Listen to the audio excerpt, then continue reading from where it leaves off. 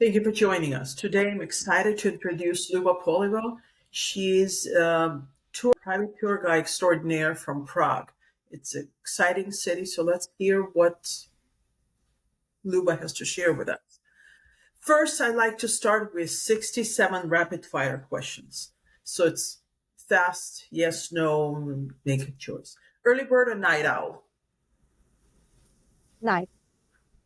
Coffee or tea? Tea.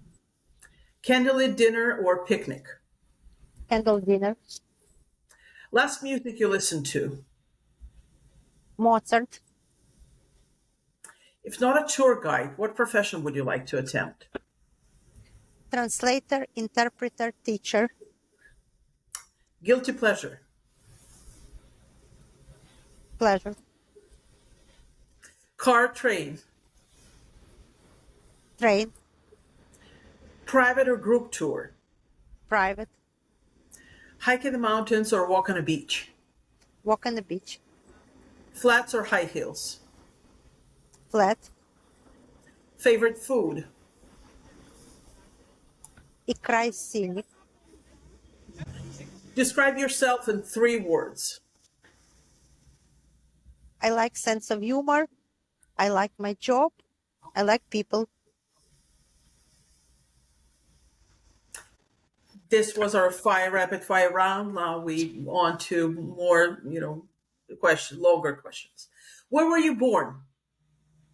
When or where? Where were you born? Odessa. What is a favorite smell or food of Odessa? A little rachki. I don't know in English. You know what it is? Like little. Like shrimp, little Yes, shrimp.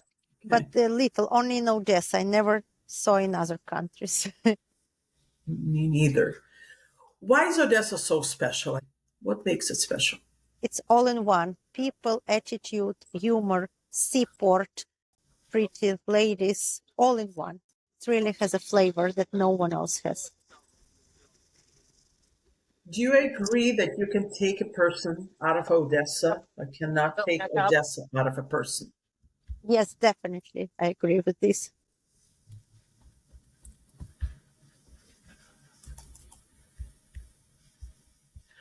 What was your dream growing up? Dream? Yeah. I wanted to live in some capital of European city, and my dream became truth. Why Prague? What do you like most about Prague?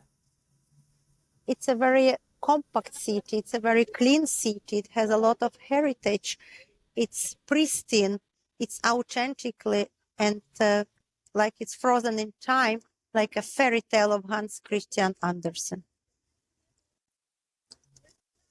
Great way to describe it. I know you were a philosophy major, Jewish studies in Charles University. How did you become from that a tour guide? When I moved to Prague, it was early 90s. I was a young girl. I was a student of university. And at those days, they opened the borders. After 1989, Prague became not communist anymore. So-called Velvet Revolution took place. We are calling it Velvet because everything came out smoothly without any victims and blood, changing of the regime, and first post-communist government was elected here. Since that time, they opened the borders, they allowed private enterprising, they started to build nice hotels, restaurants, bank shops. And at those days, I was a student girl, and I thought I'm doing these tours, I'm conducting tours, part-time, pocket money, side hustle. I didn't take it seriously. In reality, so many visitors started to visit Prague. People recommended my name to other friends. Other recommended to other friends. It became a word of mouth, and I realized I'm fully booked. I decided I'll do it professionally, full-time. In our country, all tour guides should pass through special exams. For each different region, you need special exams. I have all of the necessary license and exams. You can see here, city tour exam, the Jewish Museum tour license, Theresian memorial license, castle tour license, all of the necessary permissions and license. In some places, I even have priority pass where I can go with no lines, no queues, and this is really a matter of prestige. So my visitors really appreciate this. This is priority pass to go with no line. And one photo of my other license will give you an idea how long I'm in this business. I started many years ago to recognize this girl. So that's how I became a tour guide. Recognizable glasses now in a nice frame, but Oh, recognizable. thank you. It has little garnets. This is our country is famous by garnet. You see redstone, so they're at my glasses because this is local and I represent this country. That's great. Thank you. You said it right that it's frozen in time. Did Prague evolve through the years, modern building, glass and steel, or it's pretty much preserved the old town, the center of the Prague? We have both. Outside of Prague, we have many, as you said, concrete and glass and reinforced concrete and etc. But in the center where I'm walking with you, my friends, you can see that it's like a Disneyland. It's like a Harry Potter castle. Look at this. And everything is authentically preserved. What is interesting, Prague was not destroyed during the First World War, during the Second World War, during Turkish invasion. Everything is preserved and beautiful here. This is many historical buildings are here. You can see. It is very real compared to Disneyland, that it's all fake castle. Exactly. Apparently, rumors said that old Disney was inspired by Prague, especially by this church. I'll show you which one. This one behind me with the spires. Wow. You can see this is what, especially when it's getting dark, it's illuminated. And this is what rumors said, that old Disney came here and was inspired by this particular church. The horse radish. Horses, yes. Horse carriage. Yeah, horse carriage as well, and the church at the distance. That's why I decided our podcast should be outside, not at my home. At my home, you see what you see at other speakers, just books at the shelves. But in this case, it's more authentically, and it has to do with my profession, my job. So that's what I thought would be more like lively. I'm sorry we're doing it virtually. I want to be there. Who knows? One day you and your listeners and your people should come to visit. Absolutely. How old is Prague? The first ever settlements came here in the 9th century. Very good. 9th century. Yes, but Prague got its status as a city later in 12th century. But the first people settled here already in 9th. That's incredible. Your first tour. Describe where you felt. Were you nervous?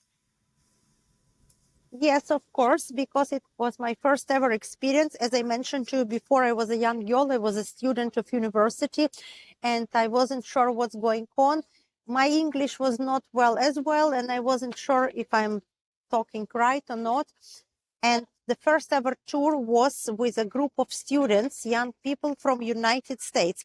And I took them to the castle, which is on the top of the hill, and it's a beautiful ancient church there from 14th century.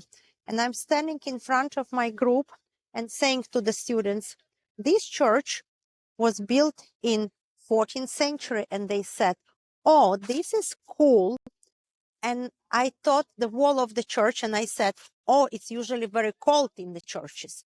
And everybody started to laugh because I did not know this expression. It's a slang, actually, cool. And I thought, why are they laughing? What did they say wrong? It is cold in the churches. They explained to me this expression, cool. And since that time, I know exactly how to use this word. But before I didn't know, I was a young girl. This is cool. Yeah, it's really cold in the churches. Do they ever come back to you? Yes, many visitors recommending my name to other friends, other recommended to other. I'm fully booked. If not them, they're friends from the university. Every time someone is coming, Really, Prague is really, look how busy. And it's evening time here. Look, it's very busy here. Ah, it's so gorgeous. Where will you take me on the first visit to Prague? Uh, we have so many beautiful monuments here, but probably the main is this tower behind me. It's a town hall. It's not a church, it's a town hall. And like if Statue of Liberty is a symbol of New York, Eiffel Tower is a symbol of Paris, Big Ben is London. In our case, there are famous astronomical or astrological clock. And these clocks are really unique. And every hour on the hour, it's a beautiful show. I will show you right now where the clock are. They're behind me. Sorry, it's busy here. Look at the crowd. The crowd's here. And you can see right here behind me the famous clock. Can you see them? Yes, wow. This is from the year 1410, and every hour on the hour it's a show. That's why the crowd is waiting here and taking photos. And this is where I take you and my other guests. First things to do here. Wow, it's incredible. No matter, it's so many people, so many tourists are there. Look at this. 1410, wow. Yeah. Do people who live in Prague come here, come to the square, or it's only touristy spot? Well, I will take all of my friends here as well for a cup of coffee, for a glass of beer. There's so many things to do and to see. For example, right here next to the clock, this is the clock, there is a wooden carved entrance, which is wedding ceremonial hall from 15th century. This is for the locals, not for the tourists. Look at this. And grooms and brides are coming here by carriages and horses. So as I said, it's not necessarily tourists, the local people as well. It's beautiful. What is your favorite spot in Prague? I like the Jewish sites. They are very ancient and well preserved. Incredible. Where is the local will hang out? There is one district, probably it's not familiar to you, Vinogrady, like vineyards, because they were vineyards in old times, but not anymore. And they're the most prestige local area with beautiful shops and restaurants. It's outside of the historical center, but not far away from here. You live there, you walk so many times. Are you still in awe of the city? Do you pinch yourself every time you take a group on a tour of this? I'm never tired. I'm never tired of this. This is so beautiful. It's never like I could do it over and over. It's my favorite city, beautiful, clean. So as I said, I'm doing it over and over, but never tired.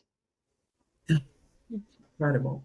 Do you have any memorable, funny tours that you can share with us? Maybe a question that somebody asked, request that you find funny or unusual, to say the least? Usually I have very nice guests and I love all of them. The funny story I just told you about cool, and this is my favorite story and real story. Yes, actually, I have one more funny story for you.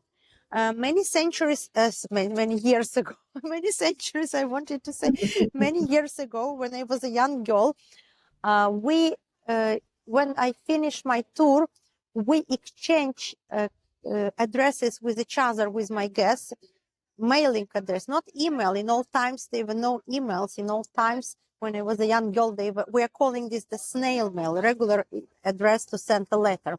And many visitors of mine, they like to send me some seasonal greeting cards. For example, Happy Hanukkah, seasonal greetings, Merry Christmas, whatever. And they sent me, I received many, many beautiful postcards. And one older couple sent me a postcard for Christmas, which was very funny. And it was saying, "Dear Luba, you're a great tour guide.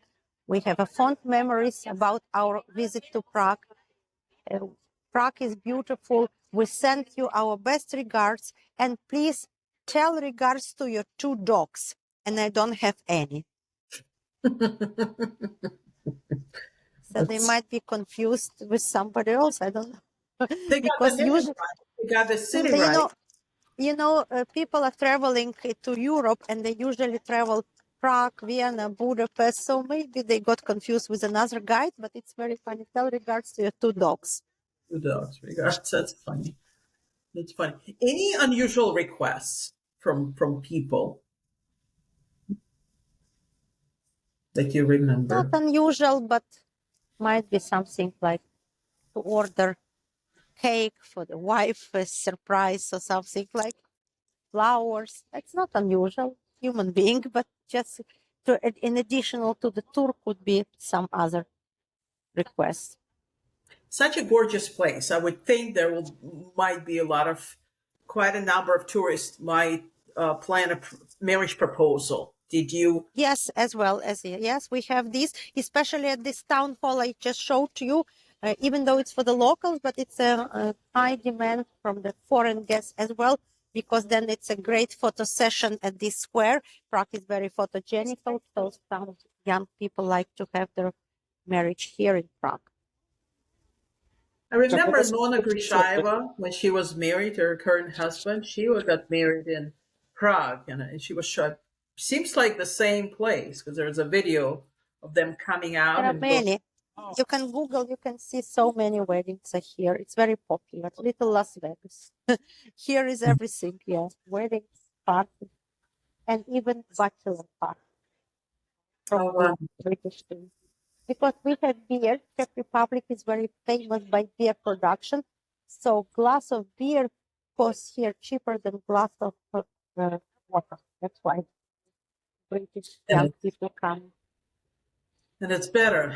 We had a Czech restaurant where we live next to us with Czech beer and tap. Unfortunately, closed within last year. And we're very sad because beer and tap, nothing like Czech I'll beer. show it here. You can see here. Can you see? Oh, it's so cute. How do you prepare for the tour? Do you tailor it to the group you're expecting, or you have your standard preparation process? Of course, the basic is standard because I here someone is drinking beer in time, like cheers. See? Yeah. Oh. Usually I read a lot of literature, a lot of books.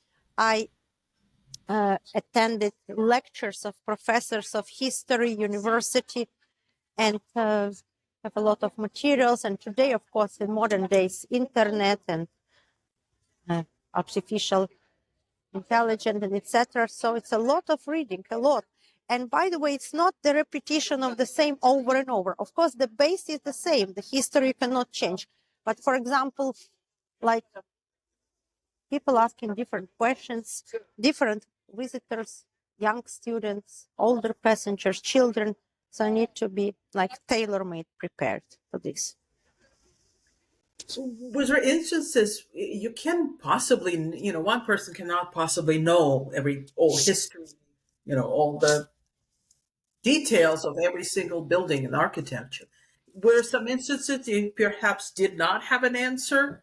Somebody who read everything about Prague knows more, very knowledgeable and yes, of course they could be people who knows everything, of course, but then these people should not book a tour guide and they should not pay for his time if they know everything. So if they came to my tour, obviously they expect me to tell them something. If they know everything, I really respect these people, but then what is my role then? So I prefer, in this case, it should be a teamwork. They should tell me what they know, and I'm happy to add to their information. Sounds like a good plan, right? Yeah, absolutely. And that segue to my next question. Finish the sentence. What is the perfect tourist for you? Tourist for me is the one who is smiling, the one who appreciates my speech, the one who would like after the tour to sit with me for a cup of coffee or beer, and the one who arrived as a customer but left as a friend. That's incredible. I bet you have a lot of friends because you're the way you describe your love shares through the screen, your passion for the city and what you do. It shares through the virtual. It's rare. Many friends on the Facebook whom I added after our tour. So I have more than 1,000 friends at my Facebook, and many my local friends asking, I'm sorry, I noticed, why do you have these young teenagers or some very older people at your friends? Because they were all my customers, they were all my tours. So I decided to, they wrote me and we are now friends. This is how we are not losing each other. That's incredible. Did you ever lose tourists when you have a large group? Yes, it could happen, of course. It could happen, and it happened over and over with the large groups. But then the solution is we usually look for them. I'm running around, I'm counting. I have one favorite joke. When I start my tour with the large groups, I'm saying, friends, if you lost your group, the rule is you should stay at the same place where you just lost your group. Don't move on. In 2 years, I have a new group. I'll come to collect you here again. Oh, it's funny. That's great. That's a way. That's Odessa. Thank you. I really appreciate that. I heard glorious reviews from your clients. What sets you apart from other tour guides? This I don't know. It's not a question to me. It's a question to my clients who are recommending my name to other friends. This is totally not modest. If I say I'm wonderful tour guide, they should judge. But I received many, many requests, as I said, by word of mouth. This is maybe 99.0% of my visitors. They're all coming recommendation of their friends. And I don't even need to advertise. I don't have any advertisement, any professional web page, anything, just word of mouth. Luba, it's not a modest podcast. What sets you apart, you think? What do you mean? Why are you different than other people? Why word of mouth for so many years worked for you? Because you're very different. I can see why, but I would love for you to tell me why. You mean No what modesty, is? don't be modest. Why I'm are you the trying. best at what you do? What do you think? First of all, as you just heard, I'm doing this for many, many years. But how would I say? Like I'm professional guide, highly skilled in my craft, and like in every profession, like a surgeon confidently holds a scalpel, an artist masters a paintbrush, a pilot feels every mile, a tailor knows how to cut fabric, and a hairstylist expertly wields scissors. I know exactly how to conduct an informative and engaging tour, bringing the words to life for my audience. Maybe that's what happens. Thank you. That's what I was looking for. When you said craft, that's it. Craft, your warmness, the ability to create a craft, because private tour of any city, I had some not great tour guides in my life. So it is a craft, somebody who it shows right away. So thank you for I just worked on this for so many years, like each profession needs this craft. True, but not everybody describe that as craft. Some people describe as business, as job, and the necessity, but craft, that's what sets you apart, because it is a craft for you, and that I think that what I feel sets you apart. So thank you. Thank you for putting together my thoughts. You speak many languages, is that correct? How many Some languages? are, yes. All tour guides should speak languages. How many languages do you speak? Russian, Czech, German, English. Wow. What language do you think in? I was thinking about this all the time. My answer is I think in Russian, but many times I switch into Czech even without noticing this. But when I work with my English speaker visitors, I think I turned into English immediately in my mind. I don't know why, because if the whole day I'm with these guests, for example, we have river cruises, I'm on river ship with them, I only think in English. I can switch in a snap, like all of us, right? If you fall asleep, you have a dream. What languages would you dream in? I usually have non-verbal dreams, to be honest with you, but they're very colorful. Well, you talk all the time. That's your craft. That's. Do you ever crave silence after a long day? Yes, of course. And there is another story. If anyone asks me from my friends, do you have time to go tomorrow for a walk in Prague? I'm joking and saying I'm only doing it for payment money, not free of charge. It's a joke, of course, but I really want to rest and rest and not to talk and not like I need some breaks. What does silence sound to you or looks like? Meaning, what? How do I unwind after a long day, being with people on a tour?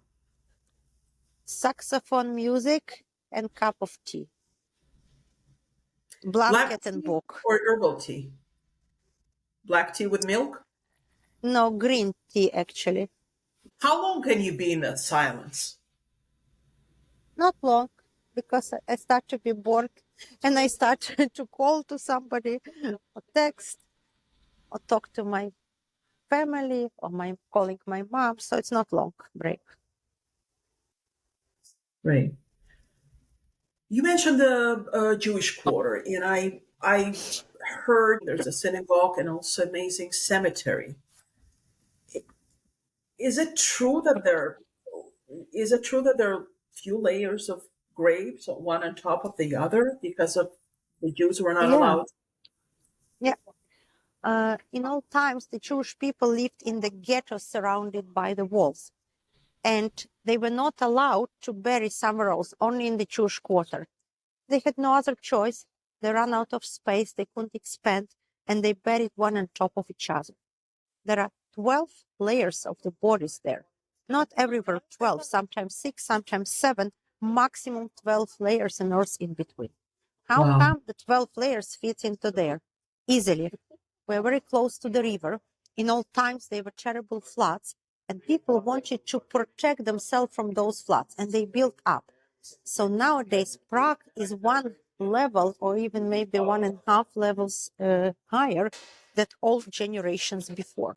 And that explains how come at the ancient Jewish cemetery, people are buried in layers, one on top of each other. They just added more and more. But it didn't happen at one time. It happened over the centuries. And they added more and more layers, and they put more dirt and earth in between. And now I'm passing an area. Can you see? Is it on now? Yeah, now it's back up. I'm trying to show to you that in comparison with the street level, the entrances to the historical buildings, it's even covered with glass. It's low because people were shorter, and plus the level of the street was different. So this is under the glass, and this is to give you an idea that we are now much higher than all generations before. See the entrances to the building, they're very low compared. Yeah. Wow. And that explains why on the Jewish cemetery there are layers and layers. Is the cemetery not active anymore? Is that correct? No, it's not active since 18th century. The first burial took place in 14th century and the last burial in 18th century, more than 300 years ago. Okay. Is there a separate Jewish cemetery now in Prague, like modern one? Yes, it's still operating. It's so-called the new Jewish cemetery. It's not so new, but in comparison with the other one, it is new. And it's famous because famous writer Franz Kafka was buried at the new Jewish cemetery. Maybe you heard his name. Yes, absolutely. Madame Metamorphosis. Um, do you do tours to Theresienstadt? Is that what the Yes, Theresienstadt? yes, it's a camp an hour away from Prague. And we are doing tours there. It's 1 hour away and north direction towards Germany, towards Dresden. Is it true that there were no gas chambers there? Yes, Terezin was a transit camp before Auschwitz, Majdanek, Lublin, and other camps. All of the Jews were deported to Terezin first and later to other camps. So it was a transit camp, a reception camp. The reception, too nice word, a transit camp. But at the same time, it was a model camp for the International Red Cross Committee who visited Terezin in 1944. And Nazis just wanted to show that everything is fine, nothing is going wrong, and that's why they didn't make gas chambers there.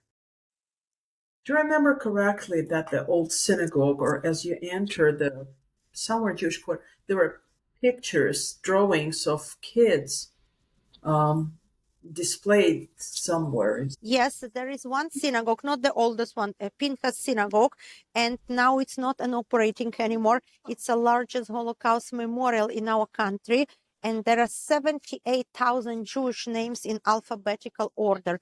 And these names were found at the Nazis' archives, and they wrote them at the walls of the synagogue. So in that synagogue, there is a museum of children drawings from Terezin as well.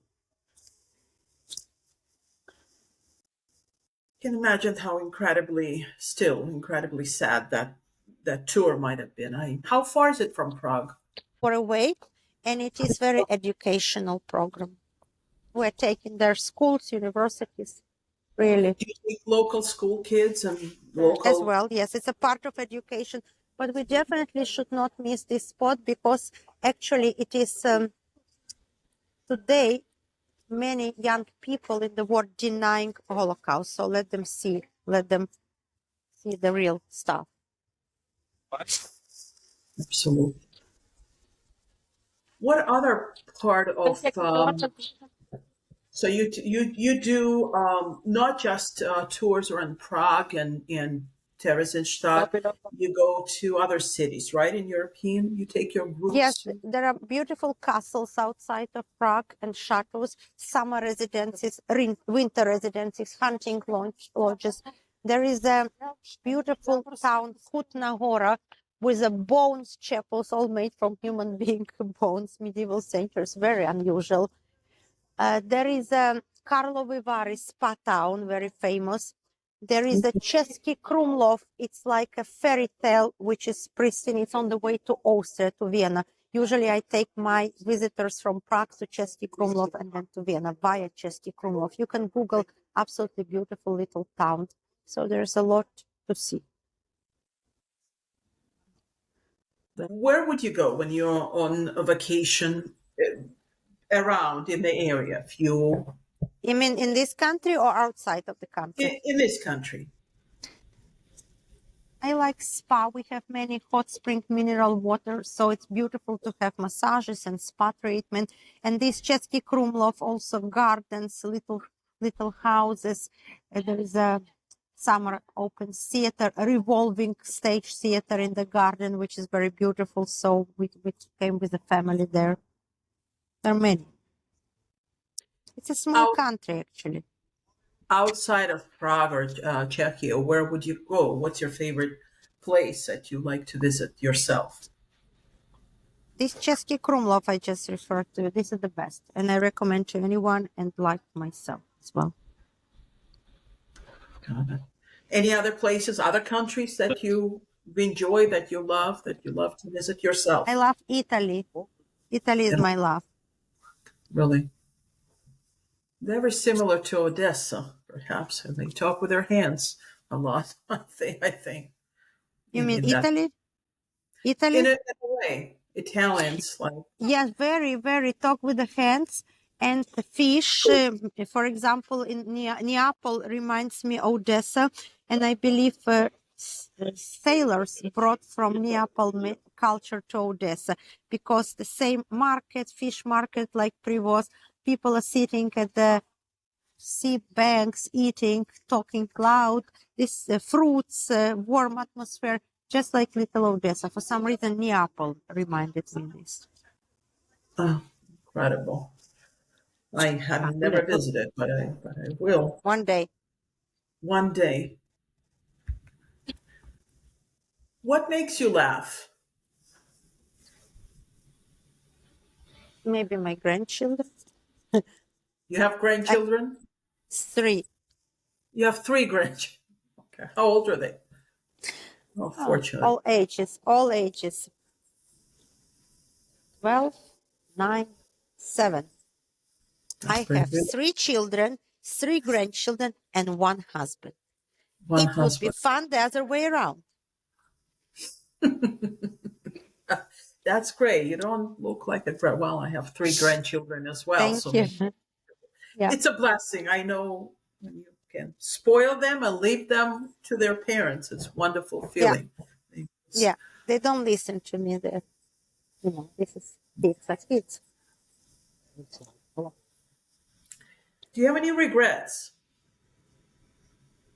Yes, that I Would you? didn't travel when I was young because we were under communist regime and the borders were closed. So I need to catch up now. Because I'm working in tourism business and I can see all my guests. They were in all countries, so I'm trying to catch up. It's great. What are you looking for when you travel yourself to Italy or other countries? What are you looking for in a tour guide yourself? Same features like I try to give to my guests. Do you have a Knowledge.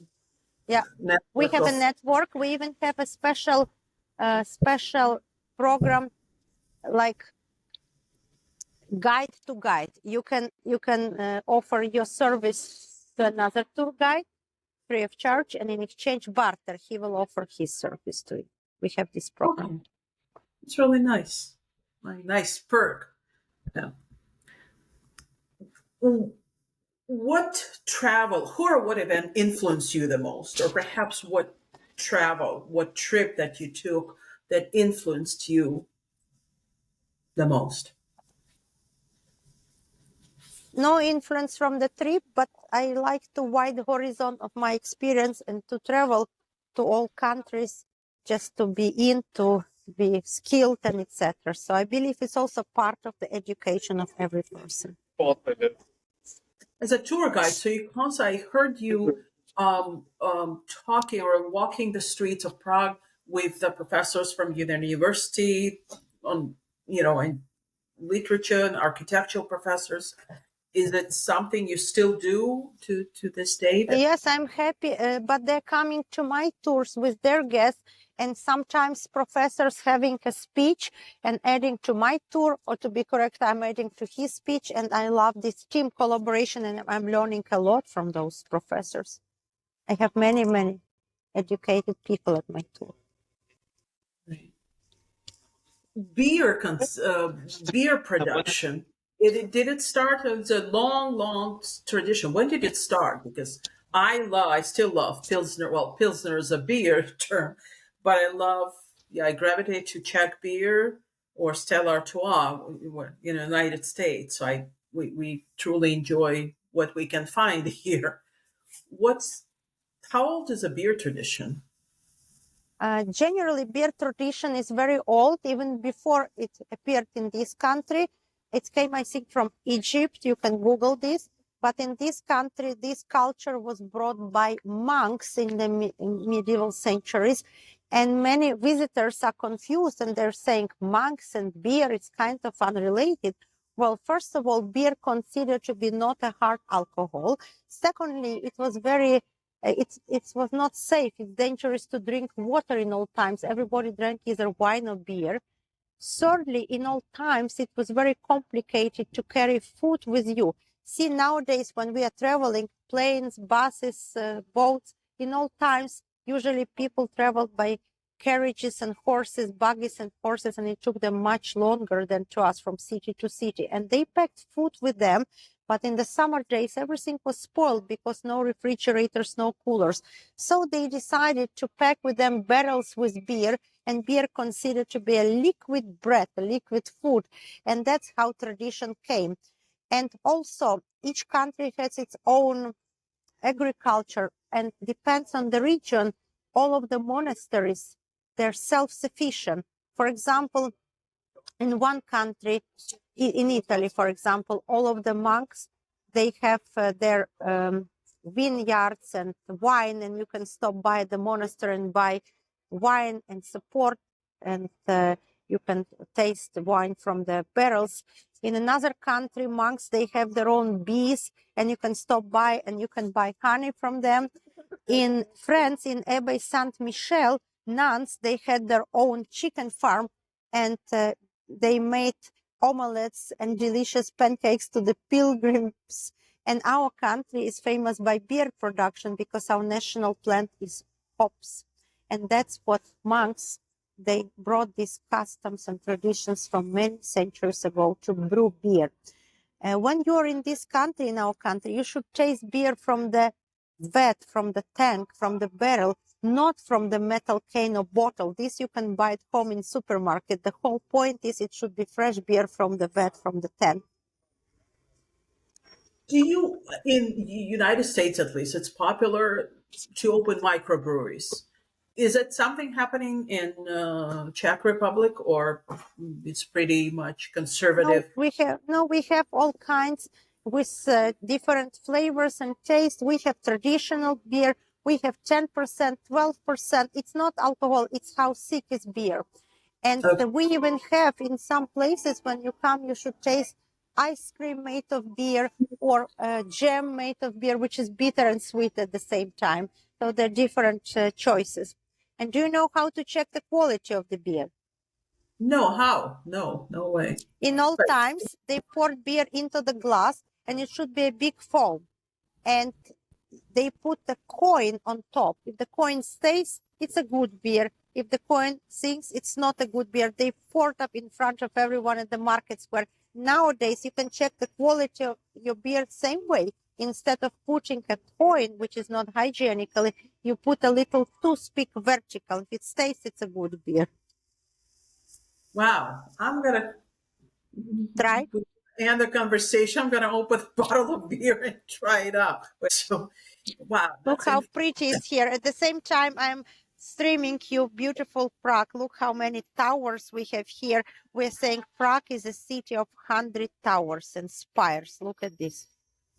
It's incredible. Is that a church right behind you? No, it's a tower which was a watching tower, and guards watched enemies see the gates, and nobody could enter. But today there's one no- big city. No. Got it. I thought, okay. Right. And there is a musician playing here as a background to my speech, which is very pretty. It's incredible. Oh, it's special.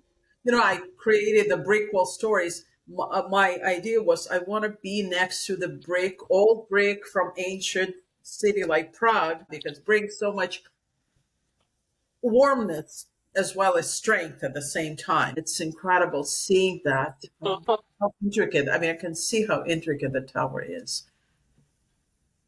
Yeah, thank you for. Are we far away from the square with the clock? No, I just walked while I was talking to you. Yes. Okay. Less than 10 minutes. I walked from the square with the clock to this tower. Wow. The name is Powder Gate or Powder Tower because originally it served as a storage for guns powder. We're joking, it was quite dangerous to stay next to the tower in all times. And the gates were locked at night and nobody could enter. It was a different city. On the other side was a different city. But today Prague is one big city. Prague, it's such an odd. Do you have traffic in Prague? Yes, we do, because we have short, narrow streets, alleys, passageways, one-way streets, dead and alleys, and there's traffic jams. You're calling it traffic jam. We are calling it traffic strudel. Traffic strudel. Oh, I love that. Traffic jam. Oh, boy. Is strudel originated in Prague, or it's Vienna? What everybody It's says. Vienna, but it is it was one big empire for 400 years, an Austro-Hungarian empire with the capital Vienna. Prague and Budapest played second fiddles in the Habsburg monarchy. Vienna was the main capital. So you can say all of the recipes, strudel, goulash, from Hungary, from Austria, but it was one empire. What is the staple of Czech cuisine? I don't want to say schnitzel, if that's not. Schnitzel's But Vienna. In Czech country, there is a pork knee and dumplings. Dumplings is a side dish. okay, dumplings are they with a sauerkraut, right? With a Yes, and with cabbage. okay. I've tried that in a local place. Oh, that's incredible. I, we're about to. We're about to finish soon because you should just promise to come to Prague and we'll have a live presentation for all of your listeners and spectators. Just two more questions. Describe your life in one word. I said from the very beginning, I love my job. And when you love your job, you don't feel you're working. I love my people. I love my job. And I'm never tired of this. This is what I said from the very beginning. And I'm a very family oriented person. I always like to travel with my kids, with my husband, and I love to see my mom every time. So family oriented. Odessa style, you know. Yes, I do know. With you. Last question, ask all my guests. What do you find extraordinary in every day? In our age, to wake up morning, to open your eyes and to look at the window and to say, thanks God for another beautiful day. That was Luba, a tour guide extraordinaire from Prague. Thank you, Luba. Thank you. Welcome to my beautiful city. Come, please, and I'm happy to show you around. Thank you, Mel, for having me at your show.